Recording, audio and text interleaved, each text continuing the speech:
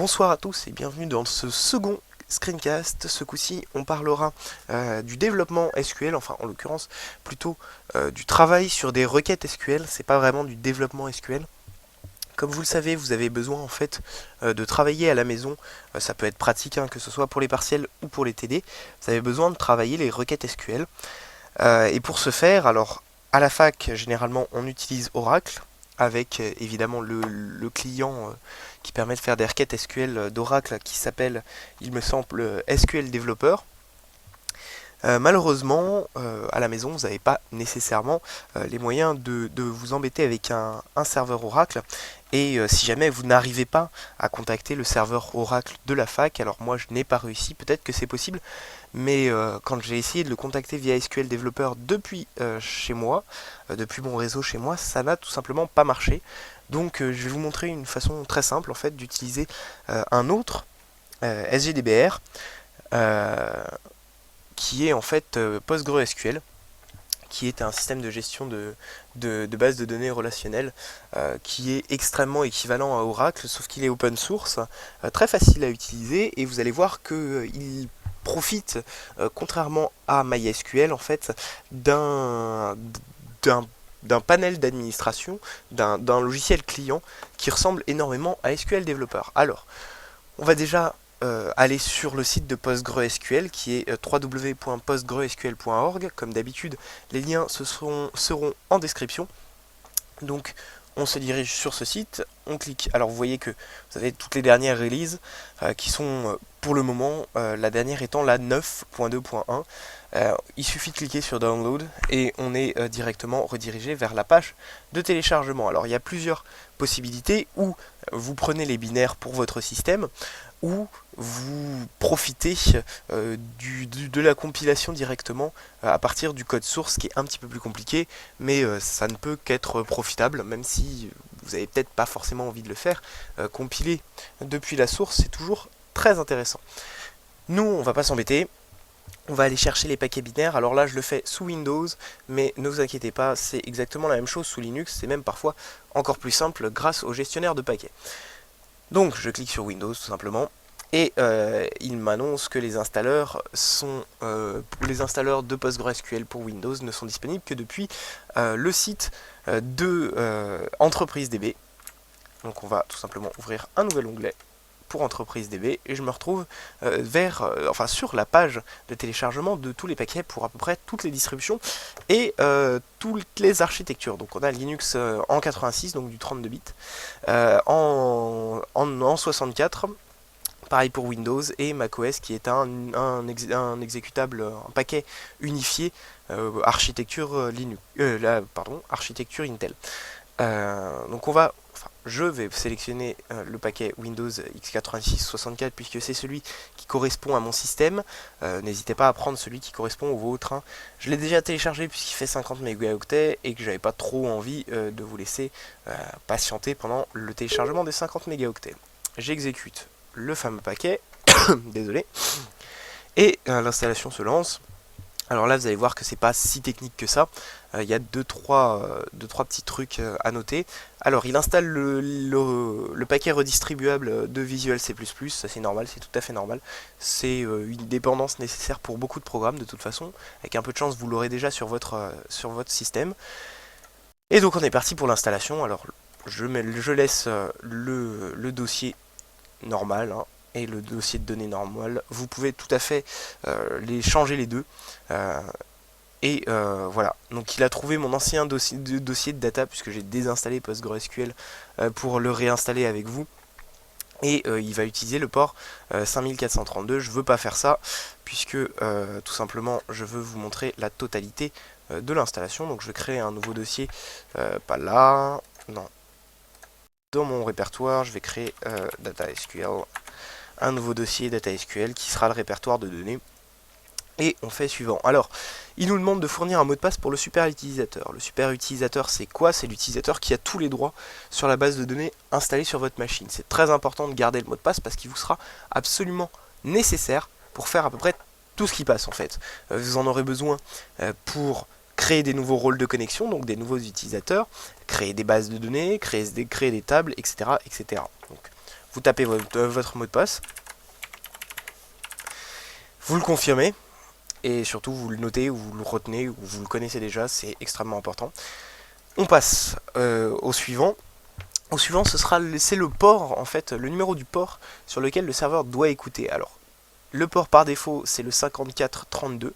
Je vous conseille de laisser le port par défaut, particulièrement si vous voulez faire du développement web derrière, puisque après, tous les frameworks de développement web utilisent le port par défaut de PostgreSQL pour travailler avec. Donc c'est extrêmement important. On continue suivant, et là il nous propose de changer la locale. Alors, ça c'est intéressant uniquement pour les étudiants étrangers qui veulent par exemple travailler sur une locale en chinois, puisqu'on a des étudiants chinois, donc vous pouvez choisir la locale Chinese Simplified, traditionnelle, etc. Vous pouvez aussi laisser la locale par défaut, qui sera par conséquent la locale de votre système. La locale c'est quoi, hein? C'est tout simplement le langage utilisé et l'encodage des caractères utilisés dans la base de données. Donc la locale par défaut pour un Windows 7 par exemple, c'est de l'UTF-8 et en français, enfin la langue de votre système. Et voilà, on est parti pour l'installation, c'est assez rapide. Ça prend quand même un tout petit peu de temps puisqu'il y a pas mal de fichiers, surtout que c'est des tout petits fichiers. Donc ça prend toujours beaucoup plus de temps d'écrire plein de petits fichiers sur un disque qu'un seul gros fichier. C'est un petit peu bête, mais c'est pas bien grave, hein. Sachant qu'il y a pas mal de dépendances dans PostgreSQL, mine de rien, le paquetage fait 50 mégas, mais il y a énormément de fichiers. C'est un SGBDR, désolé, qui est extrêmement bien fait et qui est très bien fourni, même si on ne se servira pas de toutes les fonctions qu'il propose. Si jamais vous faites du développement web, je vous conseille d'utiliser PGSQL plutôt que MySQL. C'est beaucoup plus stable, le développement est bien plus suivi et surtout c'est extrêmement plus sympa à utiliser puisque vous avez des outils d'admin déjà disponibles. Vous n'êtes pas obligé de passer par des scripts en PHP tout crappy. PHP MyAdmin pour ne citer que lui. Initialisation du cluster de données, cela peut prendre un certain temps. Malheureusement, je suis bien obligé de faire l'installation avec vous. Ce coup-ci, je peux pas la skip puisqu'il y avait 2-3 points importants sur cette installation. Donc malheureusement, on va devoir attendre. Qu'en attendant, je vous conseille, je vous invite à aller voir la source de PostgreSQL, parce que c'est toujours intéressant de voir comment ils l'ont créé. Elle est disponible sur leur site. Il me semble qu'ils ont un dépôt Git aussi. Excusez-moi, je suis en train de mourir. Donc n'hésitez pas, ça fait jamais de mal. Ça peut toujours être intéressant. Et puis surtout, ça peut beaucoup vous aider pour comprendre comment la base de données marche derrière, ce qui sera absolument essentiel plus tard. Alors, initialise ton cluster de données, ce serait bien que tu le fasses un peu plus vite. Malheureusement, on ne peut pas y faire grand chose. Tiens. Voilà, il a fini, il va démarrer le serveur. Il va charger le module SQL et il crée le désinstalleur qui est très important, bien évidemment, pour supprimer tous les petits détails de la base de données SQL. Alors, l'assistant vient de se terminer.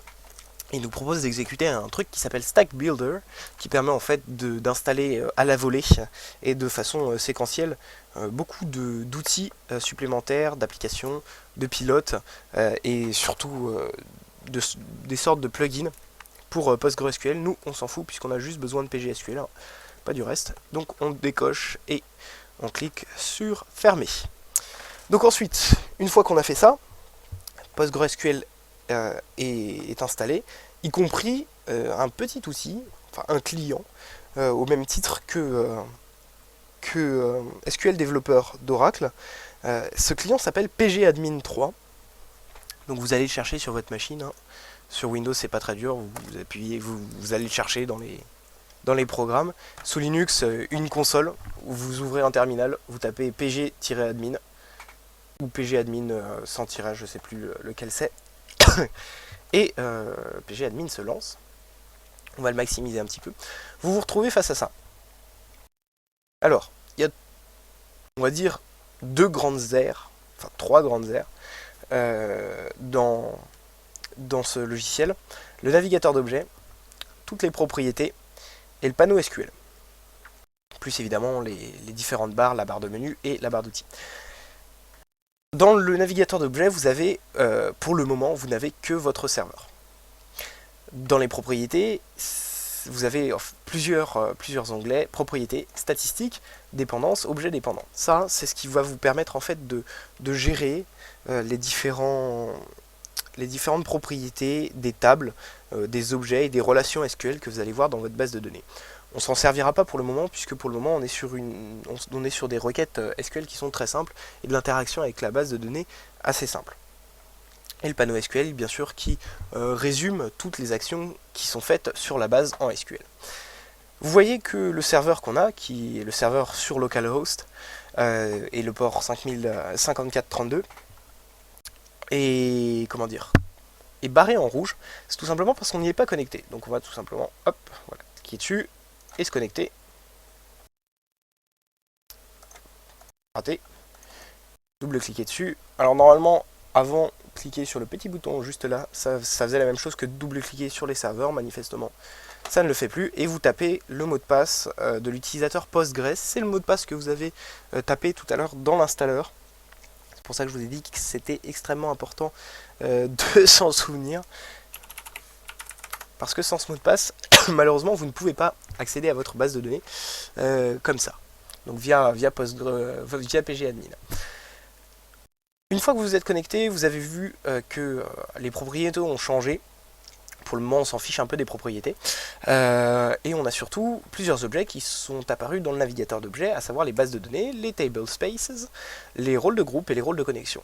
Pour les table spaces, on s'en fout complètement.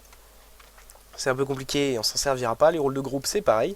Nous, ce qu'on veut pour le moment, enfin, ce qui nous intéresserait plus tard, ce serait des rôles de connexion, à savoir créer des nouveaux utilisateurs. Mais pour le moment, encore, on s'en fout aussi, puisqu'on ne se connectera que via Postgres, puisqu'on va interagir directement avec la base de données via des injections SQL, des requêtes SQL. Donc la base de données, vous cliquez sur le petit plus pour étendre le repli, et vous vous trouvez devant la seule base de données qui existe, Postgres.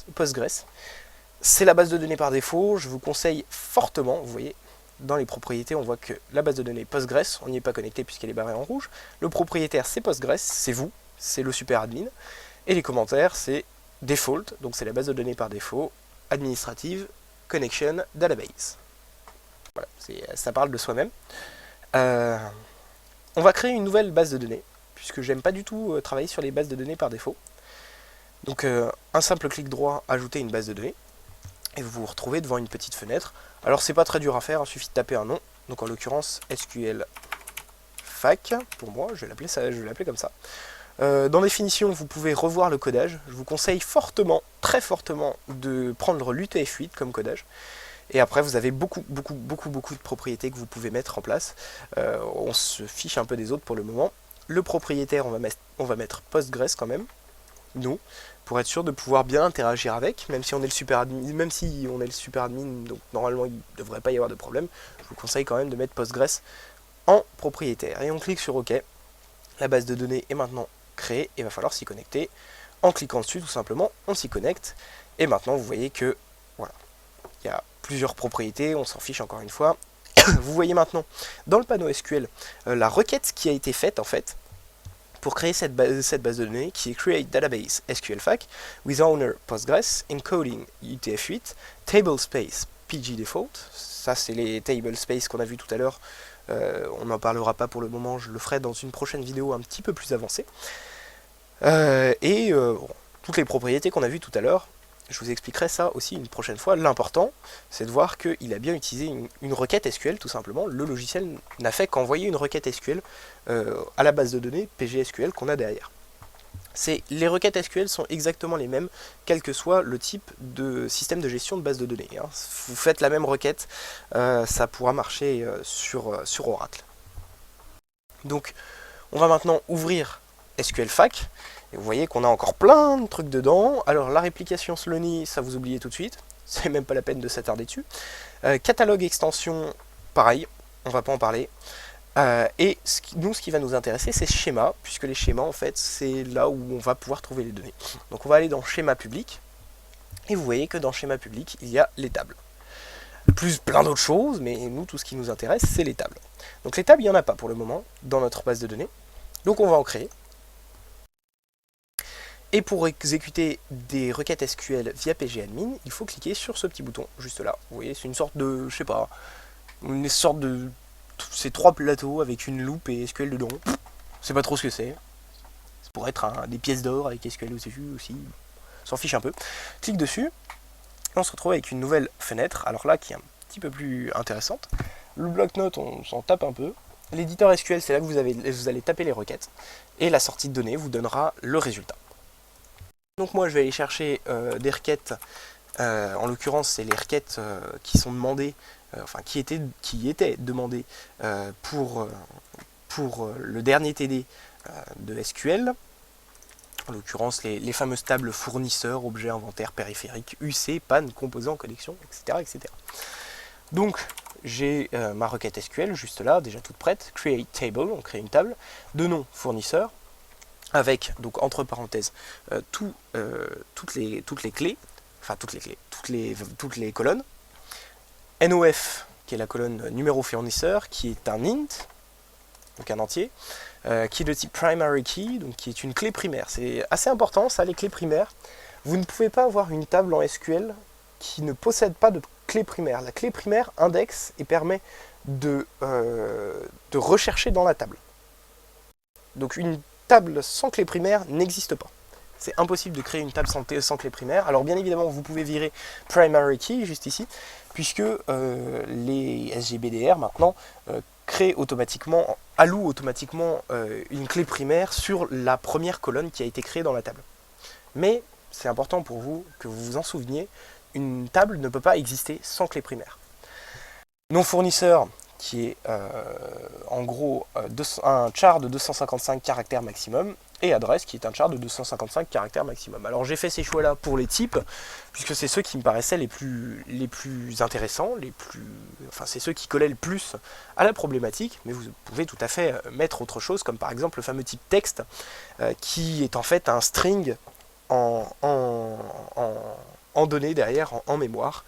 Donc en fait c'est une liste de caractères. Excusez-moi. Et on va exécuter la requête, donc en cliquant sur la petite flèche. Notice, create table primary key, créer un index implicite fournisseur PKey pour la table fournisseur. Alors ça c'est un peu compliqué, c'est tout simplement qu'il a créé la primary key, mais pas de façon explicite, c'est-à-dire que j'ai pas mis une contrainte spécifiant que la primary key c'était numéro F. La requête a été exécutée avec succès en 13 millisecondes, mais ne renvoie aucun résultat. C'est normal puisqu'on a fait un create table, donc on crée une table. On ne demande pas de nous renvoyer des données. C'est tout simplement la création d'une table. Mais la requête a été exécutée avec succès. Donc on va retourner en fait dans notre base de données. Donc dans les schémas publics, vous voyez que les tables, si on clique dessus, ça met à jour en fait les informations. Alors vous pouvez aussi cliquer sur rafraîchir, hein, tout simplement, juste là, ou vous cliquez carrément, excusez-moi, sur la base de données et vous cliquez sur rafraîchir, ça rafraîchit tout, mais évidemment il faut tout rouvrir, donc c'est un petit peu plus chiant. Et dans les tables, vous voyez qu'on a la table fournisseur, Postgres, et vous voyez ici qu'on peut la modifier donc à la main en double-cliquant dessus. On peut modifier ses propriétés, ses définitions, l'héritage, etc. Mais ça on ne le fera pas, puisque nous ce qui nous intéresse c'est les requêtes SQL, et vous voyez qu'il nous a bien, créé notre table avec cette requête SQL là. Alors il a un petit peu modifié notre requête SQL, mais c'est tout à fait normal, c'est pour qu'il puisse marcher, il puisse bien marcher avec notre requête SQL qui n'était pas entièrement explicite, c'est-à-dire que par exemple, vous voyez, on n'a pas dit qui était le propriétaire de la table. C'est pour ça qu'il a créé derrière une petite requête alter table fournisseur owner to Postgres. Pour bien dire que le propriétaire de la table c'était Postgres, à savoir l'utilisateur qui a créé la table. C'est par défaut le propriétaire est toujours l'utilisateur qui a créé la table. Voilà, c'est à peu près tout en fait. On peut retourner Donc dans notre édition SQL, alors je l'avais tout à l'heure juste là, hein, pas besoin de le rouvrir, paf, enfin juste là.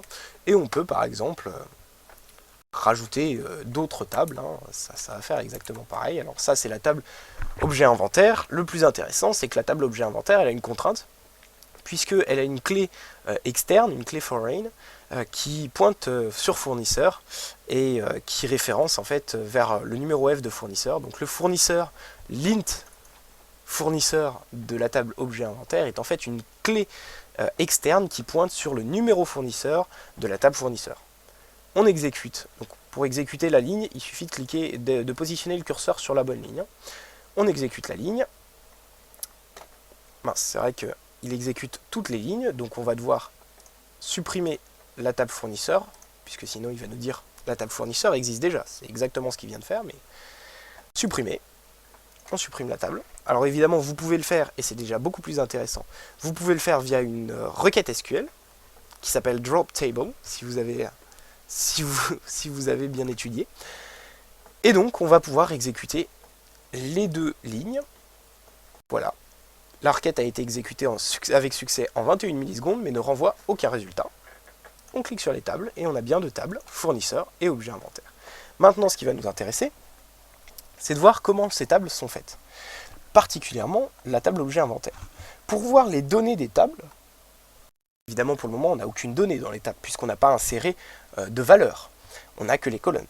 Mais pour voir cette fameuse architecture de table, vous cliquez sur le petit catalogue là qui affiche les données de l'objet sélectionné, en l'occurrence objet inventaire, la table objet inventaire, et ça nous ouvre ceci, qui, vous le voyez, est en fait l'édition de données de la table objet inventaire. Alors, on a quoi? On a tout simplement une représentation façon Excel, hein, vous la connaissez très bien, qui est en fait, voilà, vous avez une sorte de classeur avec le numéro inventaire, marque, d'attachat et fournisseur. Et ça, en fait, vous pouvez insérer comme ça des données à la main, par exemple, numéro inventaire 1, marque, je sais pas, Nvidia,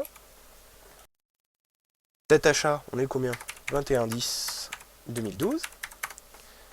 Et fournisseur 1. Alors le fournisseur 1 n'existe pas, c'est pour ça que il me lance une erreur. La clé fournisseur 1 n'est pas présente dans la table fournisseur. C'est tout simplement parce que je vous rappelle qu'on a lié cette clé fournisseur, c'est une clé externe qui pointe sur le numéro fournisseur de fournisseur. Donc évidemment, on ne peut pas mettre 1, et on va devoir supprimer la valeur. PK, juste là, ça veut juste dire primary key. Hein. Et voilà. On peut tout simplement éditer comme ça à la main. C'est à peu près tout pour cette introduction à PostgreSQL et pgadmin.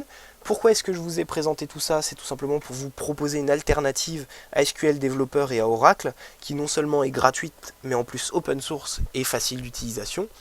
Et ça vous permet de travailler à la maison assez simplement, sans avoir à télécharger un SQL Developer qui fait, je crois, 200 et quelques mégaoctets, et qui en plus ne marche pas forcément bien, et c'est du Java, donc c'est tout pourri, notamment à cause des dernières failles de sécurité qui ont été trouvées sur Java, mais c'est une autre histoire. Donc voilà, c'est à peu près tout, on va s'arrêter là pour ce soir, j'espère que cette vidéo vous aura aidé, n'hésitez pas à me poser des questions, que ce soit en commentaire ou sur la page Facebook. On se retrouve pour une prochaine vidéo qui normalement devrait être sur de la